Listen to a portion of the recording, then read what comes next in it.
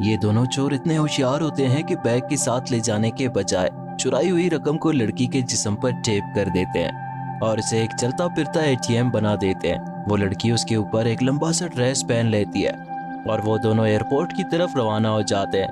منصوبہ یہ ہوتا ہے کہ لڑکی حاملہ ہونے کا ڈرامہ کرے گی اور لڑکا خود کو اجنبی ظاہر کرے گا تاکہ کسی کو ان پر شک نہ ہو۔